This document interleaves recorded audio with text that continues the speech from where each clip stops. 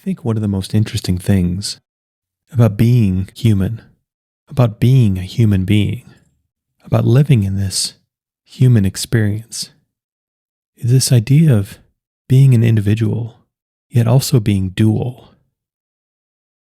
Being single, but also being double. And what I mean by that is clearly being a physical being.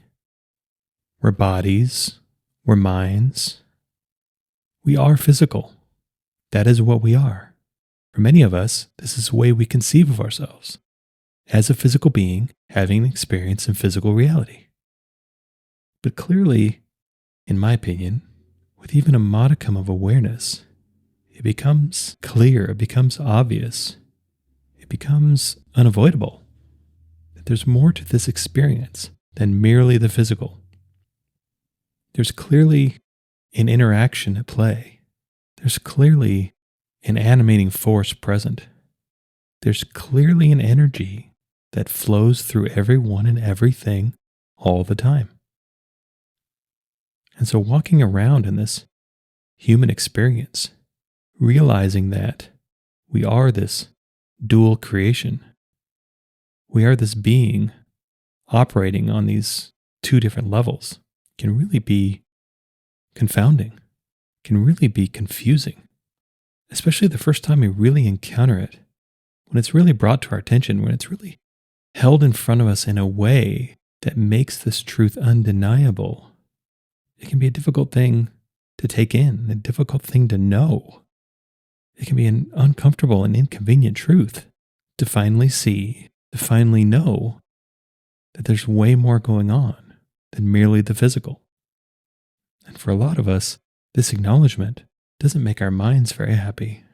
Because for a lot of us, for me anyway, I lived a lot of my life purely through the physical, purely through sort of a physical value system of what I valued, what I strived after, what I was proud of, what I cherished, largely redounded to the physical. Whether it be some sort of status, some sort of attainment, some sort of satisfaction of some kind of vanity, some kind of identity, some kind of idea about what is truly valuable that was firmly rooted and expressed purely in the physical. And I think for anyone who starts to look beyond the physical realm of being, it'd be pretty easy to realize that these ideas can run pretty deep. That to move from a focus that is purely or mostly physical to one that is more balanced with this idea of energy or spirit or life force can be quite a project. Because these roots and these habits can run really deep. We can have so many things that we do purely for the physical reward of it. And this isn't to say that the physical aspect of life needs to somehow be demonized, or even particularly needs to be diminished all that much. We are physical beings having a physical experience. But what's important when we have this realization that, for lack of better or more perfect terms, more universal terms, we are both physical and energy.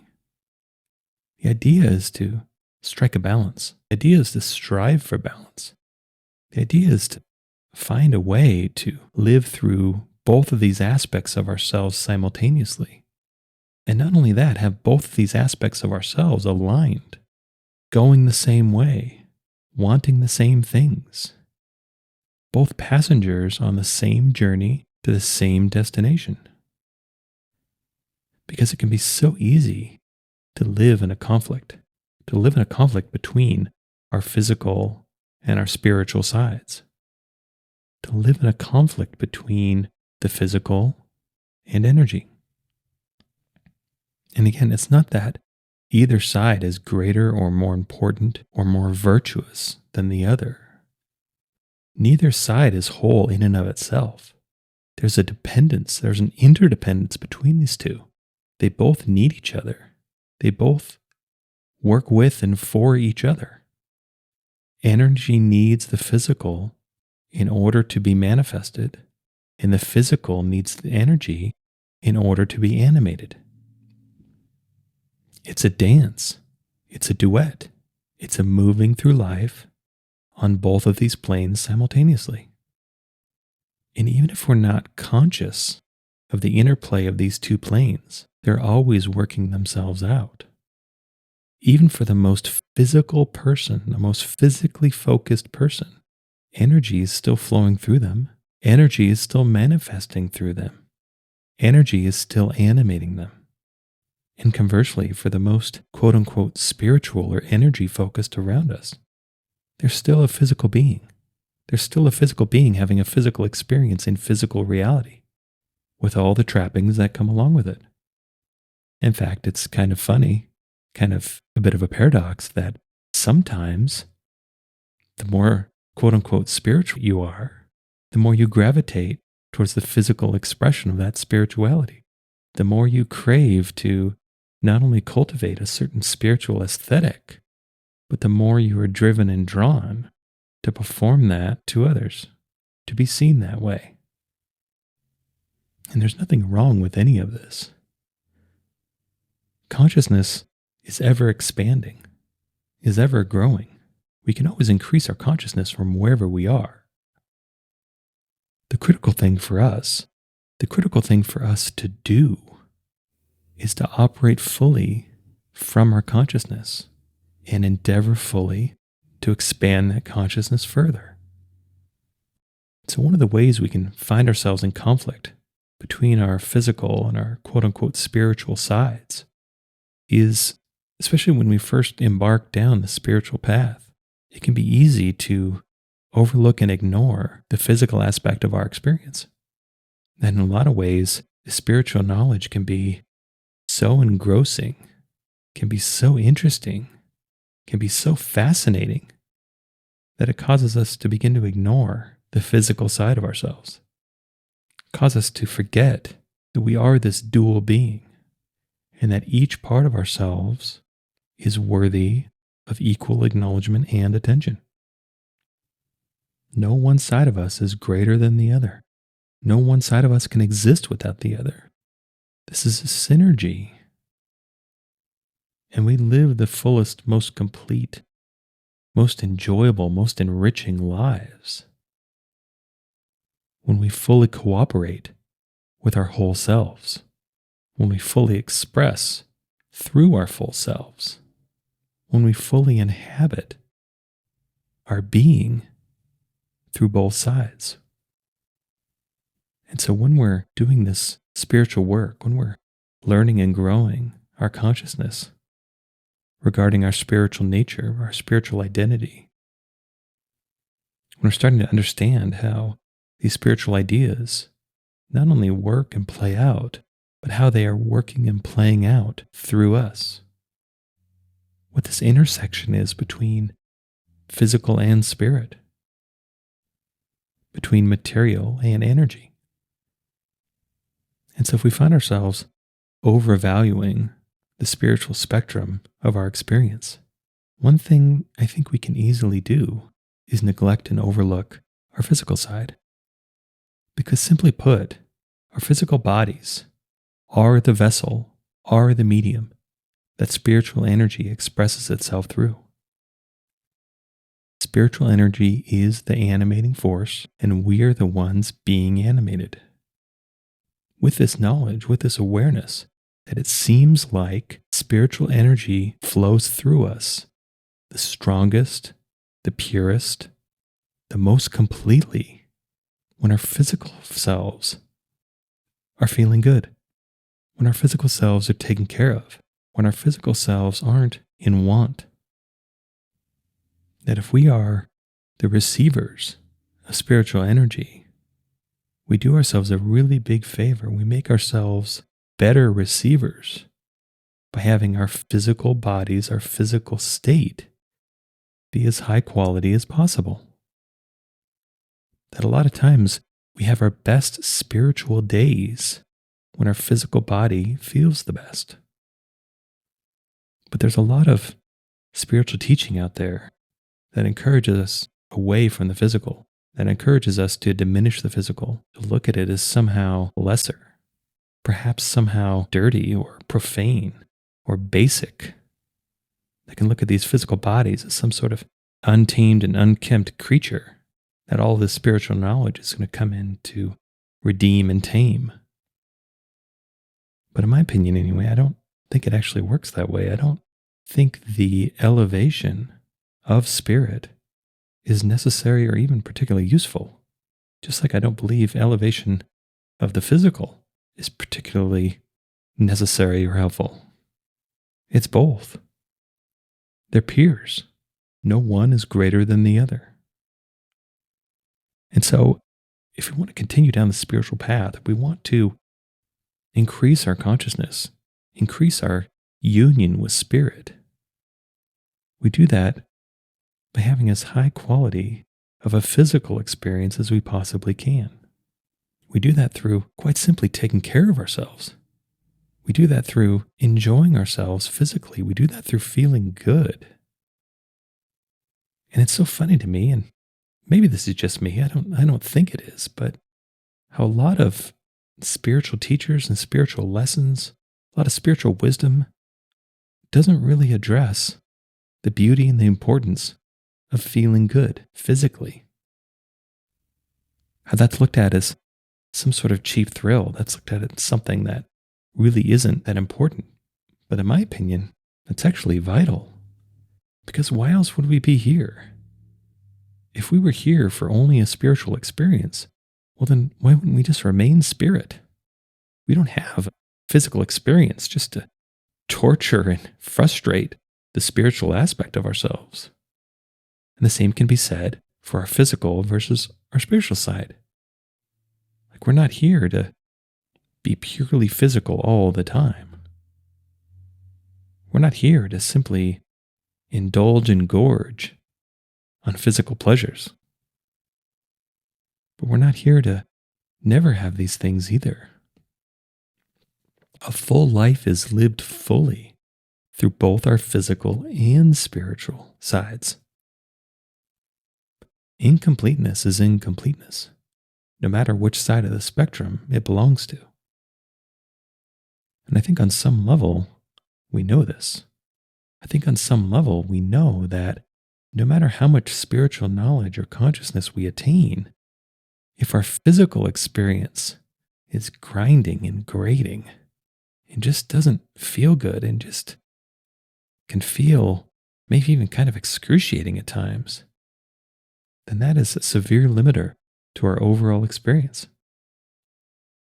Same goes for if on a spiritual level, we don't particularly feel good. We're living this physical life and we really check in with ourselves, and we really explore down deeply how we really feel. We really get in touch with who and what we really are. And we sense a conflict. We sense a pit in our stomach. We sense some kind of unsettled and turbulent energy. Then that diminishes our experience as well. So like a lot of things, it's not one or the other. It's both. And it's not only both at the same time. It's union. It's a level of simultaneousness. It's a level of cooperation through both our spiritual and our physical sides. Because if we're working to really nourish and grow the spiritual side of ourselves, then our physical side needs to not be ignored, needs to not be abandoned. It needs to be nurtured and grown right along with it, and vice versa. That whether we know it or not, whether we like it or not, being a human being is being both spirit and physical. And even though there's often short shrift paid to feeling good, I believe that's our best indication of alignment. And the more deeply we feel good, the more aligned we are.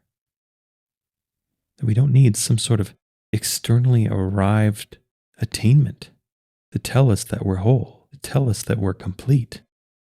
We don't need anyone or anything to tell us when we feel good. We know it. Feeling good is self-evident. It's obvious. That's the best part about it. Either we are or we aren't. We don't have to guess. And if we're guessing, means we don't really feel as good as we'd like to. So it's my opinion, it's my belief, it's my assertion that feeling good is not only useful, that feeling good is not only good, feeling good is vital, feeling good is necessary. And in whichever aspect of ourselves, the physical or the spiritual, which we don't really feel good, then that's our work. That's our growth. That is worthy of working on. That is worthy of improving. Because I believe, it's my assertion anyway, this is all any of us want. That if we boil down all of our aspirations, all of our dreams, all of our wants, all of our desires, if we really reduce this down to its most basic, to its most core, to its most clear and simple, what we want out of this life is to feel good, is to feel good as wholly and completely and deeply as we can. And that depth part is pretty critical. I think one of the ways we can know that we actually feel good, that we actually feel good from a sense of wholeness, that we actually feel good from a sense of union of both of these parts of ourselves, is that we feel good without any sort of external stimulation. We don't need circumstance to be any particular way. We don't need to be engaging in any particular activity. We feel good on the inside with nothing outside of us aiding and abetting those feelings. That we feel good as a state of being, not as a result of what we're doing. That I think that's what we're after. To get to this place, to experience the state of being that is feeling good. Not a state of doing that feels good. And feeling good from doing is lovely and wonderful, and it isn't to be diminished. But if that's the only time we ever feel good, then obviously there's an unhealthy dependence there. There can be a bit of codependence there. That what we're really after is feeling good through a sense of wholeness, through a sense of freedom, through a sense of oneness and completeness with all that we really are. And this is the balance of life. This is the human experience as this dual being. This is the alchemy of the physical and the spiritual. Because, in my opinion anyway, the real joy, the real reward, the real sublime rapture that's possible in life is through the mixing, through the combination of our physical and our spiritual sides, through engaging and enjoying life fully with and through both. Not neglecting either side, not elevating one and diminishing the other. Taking care and nourishing our physical bodies. Making it a priority. Putting as much emphasis on our physical well-being as on our spiritual. Putting as much emphasis on feeling good physically as we do through endeavoring to feel good spiritually. And vice versa. Taking the time to spend time with the spiritual side of ourselves. Taking time to engage the spiritual side of ourselves. Taking time to live both the spiritual and the physical aspects of life fully and completely. Enjoying both. Feeling enlivened through both. Being a dual being with both parts of us united in joy, in feeling good, in comfort, in peace, in appreciation. And there's lots of different ways we can do this. There's lots of different ways we can nurture and enjoy both sides of ourselves. But what really matters is that we give both sides their due attention, that we give both sides their due care, that we honor and respect both sides of ourselves as this dual being, and go forth and live our lives as dual, as both. Completeness through the union and the alignment and the cooperation of both sides, co-creating our experience through both our physical and spiritual dimensions. Living fully by living completely with and through our dualness. Because I think ultimately, any of us that start and continue down the spiritual path, ultimately that's what we're looking for. We're looking for wholeness. We're looking for completeness. We've sensed an emptiness. We've sensed a void. We've sensed a part of us that either feels empty or feels unengaged. That we're living this fractional experience, that we're going through life only partly who and what we really are, expressing only a fraction of who and what we really are, confining ourselves to this partial experience when there's another deeper part of ourselves craving fullness, needing fullness, calling us, encouraging us to be full, to be complete, to step into and live our full life. And we can do this through uniting both parts of ourselves. We can do this through ending the conflict between both sides of ourselves. We can do this by having both parts of ourselves going the same way, to get to the same place, to do the same thing, to have the same experience. And at least for me anyway, these are useful things to ponder. That when I find myself out of balance, it's usually because I started to neglect one of these sides. If I find myself feeling kind of heavy or frantic, then I've most likely grounded myself too much in my physical and I've neglected the spiritual side of me. If I find that spiritual awarenesses aren't coming like they used to, or I don't really feel very inspired, I don't really feel a lot of energy coming through me, I don't really feel very creative, then often it's because something in my physical experience, my physical existence, needs some attention. I'm not sleeping enough. I'm not eating right. I'm not really taking care of myself. I have too much stress. I have too much strain. There's something going on that isn't allowing me to be the creative vessel that I want to be. And when we find ourselves out of balance, just having the willingness, just having the intent to ask ourselves, where are we out of balance right now? What part of me needs attention? Is there conflict within me? Is there something I'm not doing that I should? Is there something I'm doing that I shouldn't? All of this can be exposed, often through just checking in, asking the question, being curious, wanting an answer. Because we are the stewards, we are the caretakers, we are the guardians of all aspects of our being, of all aspects of our experience. And when something needs attention, the onus is on us to give that attention, to ask those questions, to seek those answers. And this is how we find our way back to unity. We find our way back to wholeness. And so we may need to ask ourselves, if there's something going on in the physical side of ourselves, is it because we're not taking care of ourselves? Or if we are we not taking opportunities to actually experience physical joy? Have we so sequestered our life down to all work and clearly removed any sense of enjoyment or play?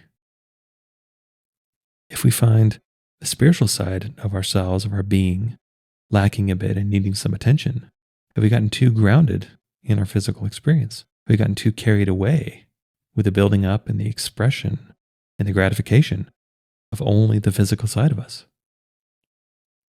And only we can know. That's why it's vital that we ourselves ask these questions, listen for the answers, and then do something about it. We always have the ability to bring ourselves back into balance. Balance is our natural state.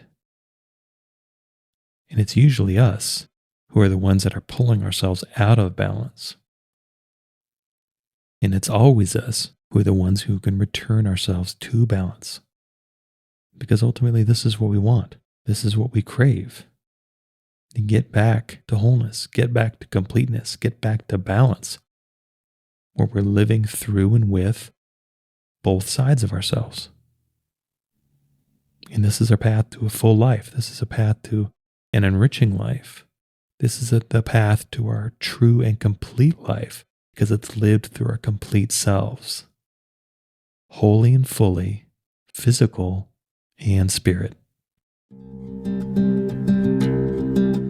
I hope you enjoyed this episode. All episodes are given freely. If you feel inspired to give, please visit theunionpath.com/donate. If you have a question, you can contact me at theunionpath@gmail.com. Take care and all the best.